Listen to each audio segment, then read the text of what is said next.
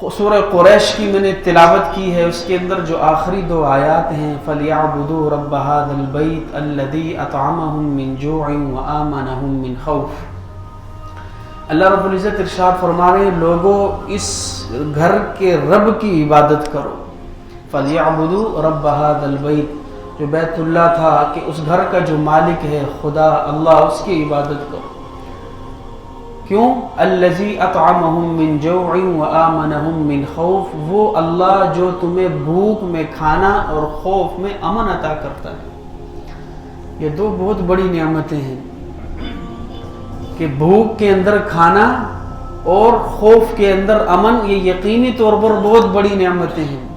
آج نہیں ہے، آج اب قدر محسوس ہو رہی ہے۔ ابراہیم علیہ السلام نے جب بیت اللہ کی تعمیر کی کیا دعا کی؟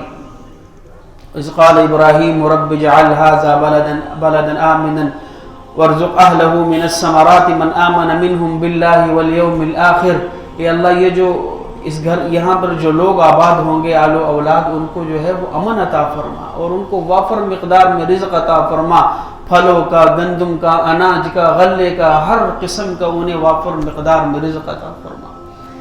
کھانا اور امن یہ اللہ کی طرف سے بہت بڑی نعمتیں ہیں، اور اگر یہ دونوں چیزیں لے لی جائیں تو یہ عذاب ہے اللہ کی طرف سے۔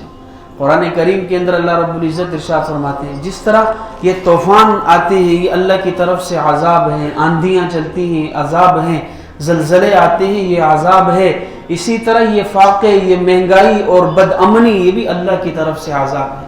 اللہ رب العزت قرآن کریم کے اندر ارشاد فرماتے ہیں فَأَذَاقَهَا اللَّهُ الْجُوعَ فَأَذَاقَهَا اللَّهُ لِبَاسَ الْجُوعِ وَالْخَوْفِ، کہ اللہ رب العزت نے پچھلی جو قوم تھی نافرمانی کی وجہ سے اللہ نے ان پر خوف کا اور بھوک کا لباس پہنا دیا۔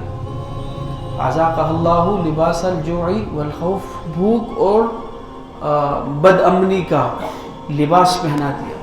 یہ جس طرح لباس انسان بدن کے لیے استعمال کرتا ہے، یہ کالا ہے، یہ سفید ہے، یہ موٹا ہے، یہ باریک ہے، نظر آ رہا ہوتا ہے، یہ سادہ ہے، یہ کلرفل ہے، یہ بھوک کا بھی ایک لباس ہوتا ہے۔ بھوکے انسان کے چہرے سے پتہ چل جاتا ہے یہ انسان بھوکا ہے۔ اسی طرح ایک انسان ڈرا ہوا ہو، سہما ہوا ہو، اس کا چہرہ بتا دیتا ہے یہ انسان ڈرا ہوا ہے، یہ انسان کو خوف لاحق ہے۔ یہ اللہ رب العزت کا ارشاد ہے کہ یہ بھوک اور یہ جو خوف ہے یہ اللہ کی طرف سے عذاب ہے۔ پچھلی قوم پر اللہ نے یہ عذاب مسلط کیا تھا۔ تو جب اللہ راضی ہوتے ہیں یہ 2 چیزیں وافر مقدار میں ملتی ہیں، کھانا وافر مقدار میں ملتا ہے، امن ہوتا ہے، اور جب اللہ رب العزت کی ذات ناراض ہوتی ہے یہ دونوں چیزوں مہنگائی ہو جاتی ہے، بھوک ہوتی ہے، ہڑتال ہوتی ہے، اسی طرح فاقے ہوتے ہیں اور بد امنی ہوتی ہے، چوریاں، ڈکیتیاں، بد امنی، موبائل کی چھینا جھپٹی، اسی طرح دھوکے، فراڈ اور جو ہے وہ کرپشن اور ٹینشن، یہ ساری چیزیں یہ اللہ کا عذاب ہے۔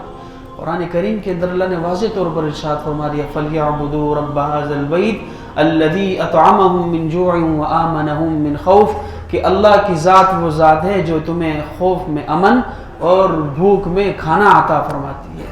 اور یہ کب ہوگا؟ فَلْيَعْبُدُوا رَبَّ هَذَا الْبَيْتِ، جب اس گھر کے رب کی تم لوگ عبادت کرو گے پھر یہ 2 چیزیں وافر مقدار میں ملیں گی، اور اگر اس گھر کے رب کو ناراض کر دو گے تو اللہ یہ دونوں چیزیں چھین لے گا۔